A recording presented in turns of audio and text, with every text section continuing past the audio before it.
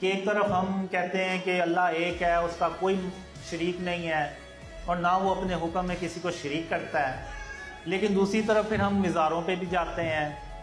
اور ان سے منتیں بھی مانگتے ہیں اور ان کو سجدے بھی کرتے ہیں، اور ہم نے بت بھی رکھے ہوئے اپنے گھروں میں۔ اگر آپ دیکھیں تو ہمارے یہ جو پچھلے وزیر اعظم تھے عمران خان، انہوں نے تو ایک قبر کو جا کے سجدہ بھی کیا۔ اگر وہ قبریں ساری ہم آپ صلی اللہ علیہ وسلم کی سنت پہ اور حکم پہ عمل کرتے تو وہ ساری قبریں برابر ہونی تھی، کوئی مقبرہ نہیں تھا نا، اور نہ مقبرہ ہوتا نہ یہ سجدے کرتے۔ نظام عدل اجتماعی وہ جس میں حریت ہو، جس میں عام آدمی بھی خلیفہ وقت کو ٹوک سکے، یہ کرتا کیسے بن گیا؟ کہ وہ نظام عدل اجتماعی جو محمد عربی کو دے کر بھیجا گیا تھا، اس کے کسٹوڈین سوئے ہوئے۔ یہ نسخہ تو ہمارے پاس تھا، ہمیں عمل کرنا تھا اور دنیا کے سامنے پیش کرنا تھا۔ پاکستان بنایا اس لیے گیا تھا کہ ہم اس کا ایک نمونہ دنیا کے سامنے پیش کریں گے۔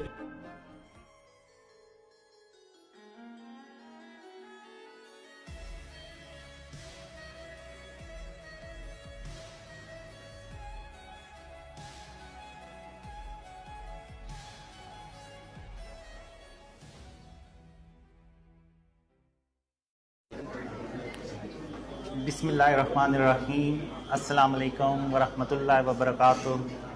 آج کی اسپیچ شروع کرنے سے پہلے میں آپ کو ایک ویڈیو دکھانا چاہتا ہوں۔ خیر ایسے نظر تو نہیں آئے گی، شاید آپ لوگوں کو آواز آ جائے تھوڑی سی۔ میں نے دیکھا بڑے بڑے داڑیوں والے اس کے ساتھ جو خوفزدہ بیٹھے ہوئے ہیں، ہم کہیں انکار کریں تو کافر نہ ہو جائے، اگر ہم کہیں انکار کریں تو کہیں کافر نہ ہو جائے۔ مولانا صاحب یہ فرما رہے ہیں کہ بڑے بڑے داڑیوں والے ان کے سامنے ایسے بیٹھے ہیں کہ جیسے اگر وہ نہ مانیں گے کہیں کافر ہی نہ ہو جائے، اور یہ کہ بہت سارے لوگ تو ہر کسی کے ساتھ شامل ہو جاتے ہیں، ذرا نم ہو تو یہ مٹی پر تو بڑی زرخیز ہے۔ اب میں یہ بتانا چاہتا ہوں کہ یہ لوگ جو بڑے بڑے داڑیوں والے ہیں یہ کیوں بیٹھے ہوئے ہیں، اور جبکہ میری داڑھی نہیں ہے۔ تو اس کی ایک ہی ریزن ہے کہ اب میں آپ لوگوں کے سامنے ہوں، نہ میری داڑھی ہے، نہ میں ریلیجیس پرسن ہوں، اور نہ میری کوئی نمازیں ہیں، نہ میرا کوئی شاید کوئی اور نیک عمل ہو۔ تو آخر ایسی کون سی وجہ ہے جو آپ لوگ یہاں پہ آ جاتے ہیں؟ تو یہ چیز میں آج ڈسکس کرنا چاہتا ہوں۔ تو یہ جو مولانا ہیں انہوں نے کہا کہ بڑے بڑے داڑھیوں والے ایسے اللہ معاف کرے خوف زدہ ہو کے بیٹھے ہیں، ایسی بات بالکل بھی نہیں ہے۔ میں ان لوگوں کے آپ لوگوں کے مشورے سے چلتا ہوں، اور آج آپ نے دیکھا ہے کہ میں نے 3 پیس سوٹ بھی پہنا ہوا ہے، تو یہ میں نے لائف میں پہلی بار پہنا ہے اور میں نے انہی لوگوں کے کہنے پہ پہنا ہے، تو ایسی بات بالکل بھی نہیں ہے۔ اب میں یہ بتانا چاہتا ہوں کہ یہ لوگ کیوں یہاں پہ بیٹھے ہوئے ہیں، یعنی اگر آپ دیکھیں تو پوری دنیا سے لوگ بلیو کرتے ہیں ڈریمز کا، تو وہ کیوں کرتے ہیں؟ تو اس کی ایک ہی ریزن اللہ نے خوابوں میں دکھائی، 2 ریزنز دکھائی۔ تو پہلی تو یہ کہ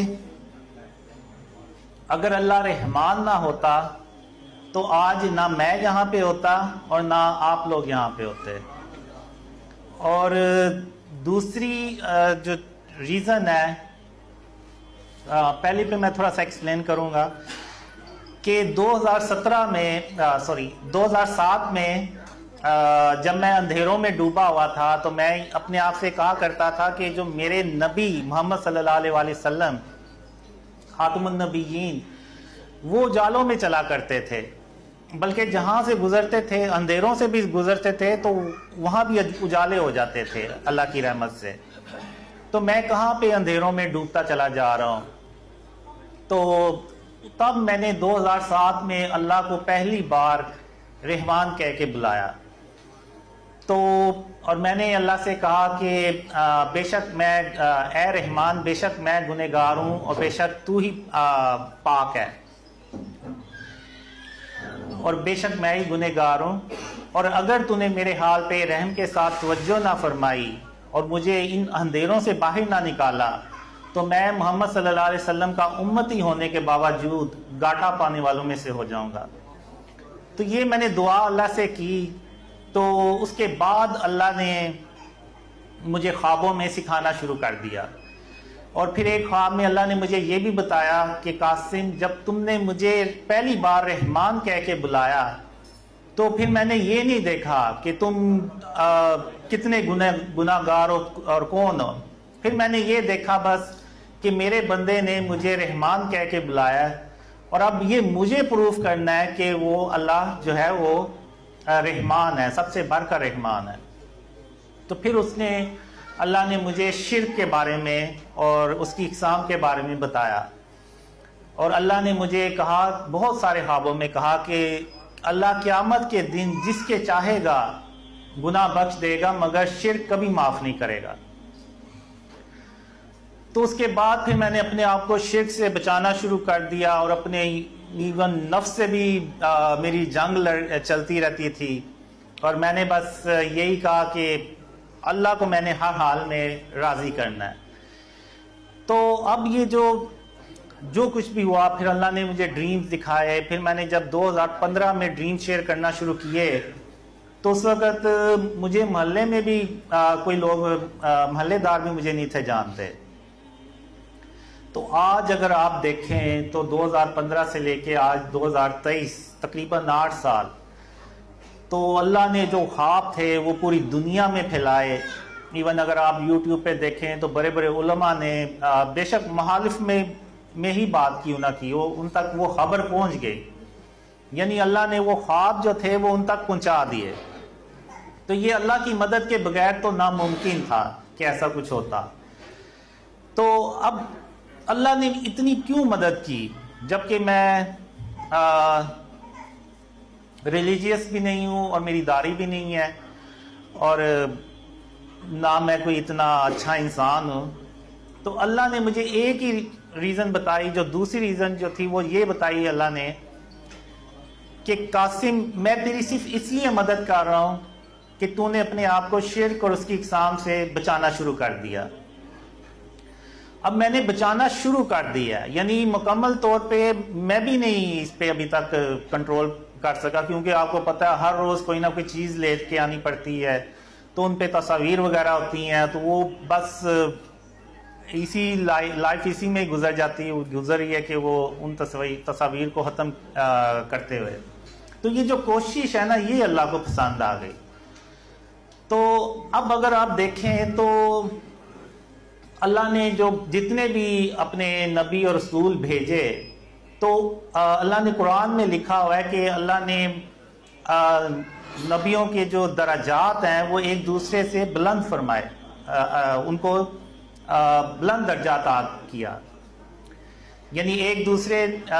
ایک نبی کو دوسرے نبی پر بلند درجہ دیا۔ تو اب وہ کیا آخر اللہ نے کوالٹی یا اس کا کیا معیار سیٹ کیا کہ کس نبی کو بڑا درجہ ملے گا؟ تو اگر آپ وہ قرآن دیکھیں، اس کو قرآن کو ترجمے کے ساتھ سنیں تو اللہ نے یہ چیزیں قرآن میں واضح طور پر ارشاد فرمائی ہوئی ہیں، اور وہ یہ ہے کہ اللہ نے جو شرک ہے نا اس کی بیس پہ نبیوں کو درجات عطا کیے۔ اب اگر آپ دیکھیں تو خاتم النبیین حضرت محمد صلی اللہ علیہ وآلہ وسلم، اللہ نے ان کو سب سے بڑا جو درجہ ہے نا وہ دیا، یعنی تمام نبیوں کا سردار بنایا اور تمام جہانوں کے لیے رحمت العالمین بنایا، اور اپنا سب سے آخری اور سب سے پیارے نبی بنائے، اور اللہ نے محمد صلی اللہ علیہ وسلم کا نام خود اپنے نام کے ساتھ لکھا۔ تو وہ جو کوالٹی تھی آپ صلی اللہ علیہ وسلم کی، وہ جو شرک اور اس کی اقسام سے انہوں نے خود بھی اپنے آپ کو بچایا اور اپنی امت کو بھی اس کی تلقین کی،